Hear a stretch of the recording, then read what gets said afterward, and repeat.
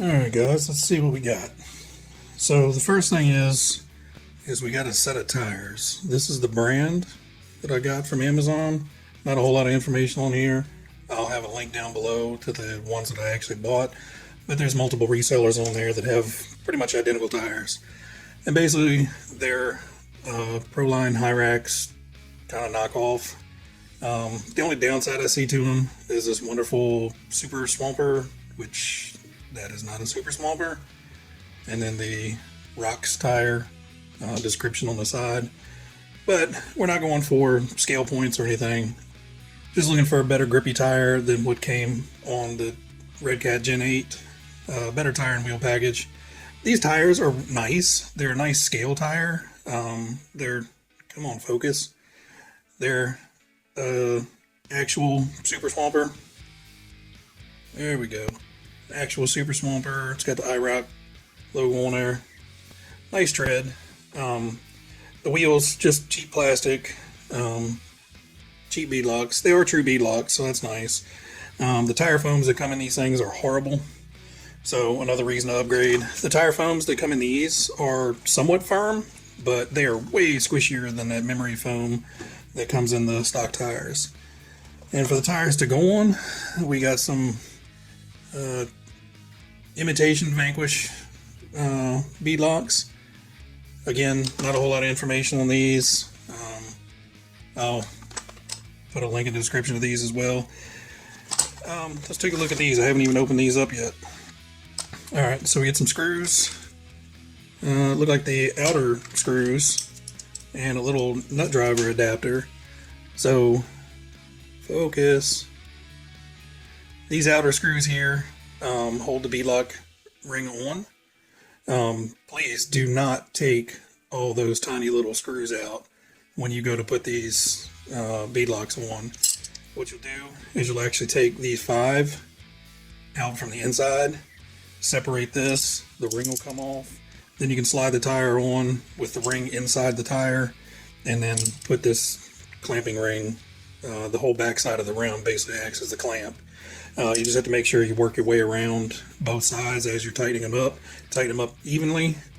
These center screws, all they're doing is holding on the hex adapter hub, so there's no need to take those off. So really the only thing I see we have to do is to take off these 5 screws and start mounting the tires to the rims. I do like that they include, so you want to get this to focus, they include a tiny little nut driver adapter, because all these the outside screws that they give you, looks about a dozen replacements of, they're all the hex head, not a hex driver. So as you can see in the centers have the holes. The outside are actually like scale bolts. So you would need that to make sure, go around and tighten them up. If you lose one backs out. If you do have one back out, I would put these in with a little thread lock. But let's go ahead and go to the time lapse, get these guys mounted and balanced, and see what they look like when we're all done. And I'll let you know if we run into any issues.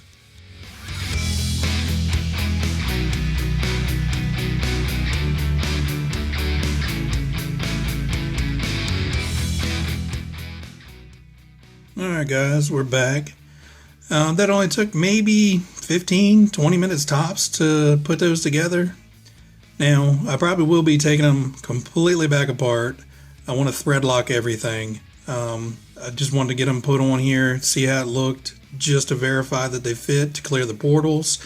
Everything fits, everything clears. So I did notice on the bolts that are holding the hub carrier, or the hub adapter, some of those were loose. So I'm going to go back and I'm going to take all those out, put a little thread lock on them. And the same thing with these. I don't think I'm going to thread lock them all, but I'm probably just going to go ahead and make sure that they're all tightened down. Shouldn't be too much force on any of these, so they should hold up pretty well. These are going to take a little bit more torque and force and vibration that's going to loosen them up. Same thing with those back 5. I'm going to go ahead and pull those back out. Now, when you go to do these, and I'll use one of the old rims as an example, when you're clamping these down, what you're going to want to do is get one started It'll be a little fiddly to get the tire bead onto the bead lock itself, the half of this. Once you get that on, you can basically move it around to get those bolt holes to line up with each other. Then what you're going to want to do is get one started with maybe 2 or 3 threads, hold that down, and then come across to the other side, get one of those started. Don't tighten any of them all the way down. You're going to want to get 2 sides started and then add the other ones in, and then kind of go around in a star pattern and tighten them up a couple turns at a time until you hit the bottom, and then you can go around and make sure that they're torqued down.